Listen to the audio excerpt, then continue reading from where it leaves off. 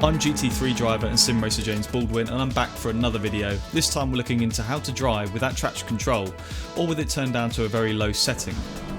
Before we get started though, don't forget to hit the like button, subscribe to the channel as always, and hit the bell icon so you don't miss anything.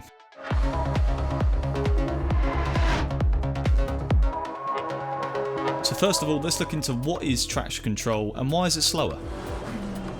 Traction control, or TC, is a system within a car or game where power to the driving wheels is reduced in the event of wheel spin. Unlike a limited slip differential, where power is transferred to the opposite wheel that is not slipping, TC reduces overall power to the driving wheels, effectively slowing the car down to reduce wheel spin. Driving without TC, or with it in a low setting, is without doubt more difficult than relying on it. The main reason being that there's no safety net between you opening the throttle and the driven wheels rotating. That means you're free to push beyond the limits of grip in all kinds of situations, getting on the power mid-corner, coming off a big sausage curb, transitioning from the wet to the dry, or in a traction zone. And these are all areas of driving where the traction control really helps. When you nail it, you'll be faster, and there's no doubt about it, but if you push too hard too early, it will bite you in the wrong area and you will have a moment or spin. To put a specific number on how much having TC on deficits you on the track really depends on what car, track or game you're in, but of course your driving style comes into it as well. If you take the time to learn how to drive efficiently without traction control on, you'll find multiple tenths per lap and you'll be a lot stronger in wheel-to-wheel combat. As an example, I drove 2 identical laps on F1 2020 at China in the McLaren in time trial, one with TC on, one with TC off. Let's have a look at the differences.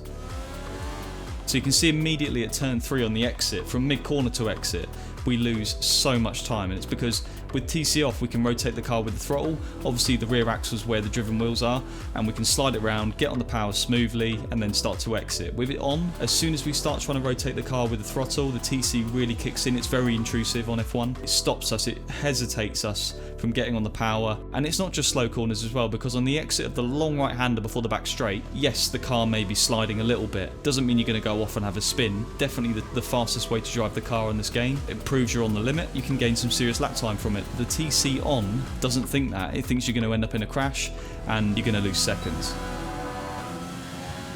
One really important thing about sim racing to understand is the difference between in-car and in-game traction control. Most games have an assist menu where there will be a set of options such as TC, ABS, stability control, etc.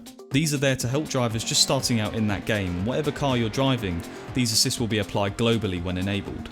So for example, Formula 1 cars in reality don't have traction control, but in the F1 2020 game, you can put the assists on and drive a Formula 1 car with TC. In-car assists on the other hand are modelled based on the systems you'd find in the real car. In Assetto Corsa Competizione for example, any GT3 or GT4 will have TC and ABS no matter what you do, because this is the case in reality.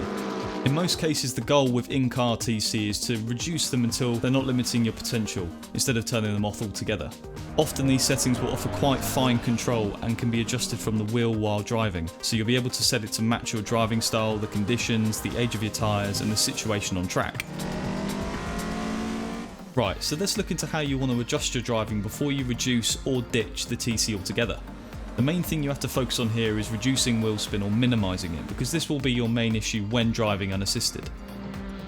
So priority 1, you want to be accelerating out of most corners with as little steering input as possible. Accelerating with steering applied increases the chance of the car wanting to break traction, which can lead to a spin. Obviously some corners don't allow you to accelerate or exit the corner with the steering wheel perfectly straight, and this is where the second critical point comes in: throttle control.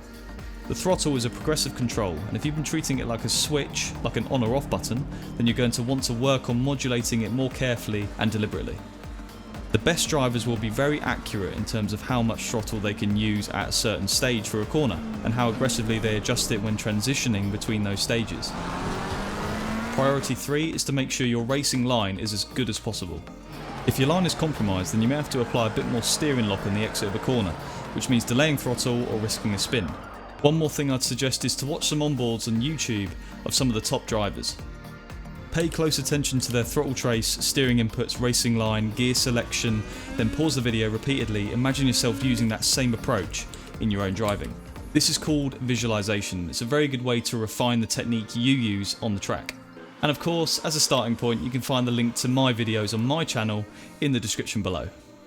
Now in all walks of life I think this is a very good approach, but instead of going from TC all the way on to TC off, try and go down incrementally.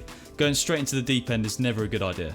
If the game you're playing has in-car and in-game TC, then leave the in-car where it is, turn the in-game setting fully off and spend some time getting used to the difference in feeling. If it only has one or the other, then start making gradual reductions to the setting either while driving or in between sessions. Concentrate on the fundamentals we discussed earlier, make a conscious effort to learn from every moment or spin, and if you're not having any of those, try pushing a little harder. But most importantly, don't give up. This process doesn't happen overnight, it takes a lot of practice. In the case of an in-car TC that can be controlled from the wheel, you'll eventually build an understanding of how it's best controlled to the situation you're in. How low you'll want to end up going depends mostly on your skills, so keep experimenting and let your approach evolve over time as you develop as a driver. I mean, my own personal experience with traction control is when I first started out, in some cars and on some games you don't need it. So I was on a Formula Ford on Project Cars, so quite a low power car. I didn't really need it, but the first time I jumped onto an F1 game, so F1 2018, I needed it. It was so peculiar, the feeling of driving a game like that when you first start. You have no muscle memory, you have no idea what to expect. So I started on with TC on just to get round, get some consistency, and then after a short amount of time I started to lower it down as incrementally as possible.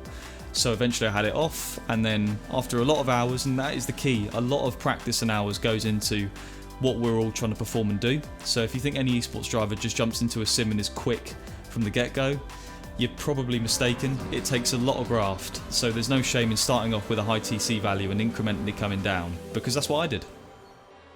So there we go, I hope you will have a better idea of how to go about turning traction control off, or at least backing it off. It's a very hard process, very tricky to do, but it's massively rewarding.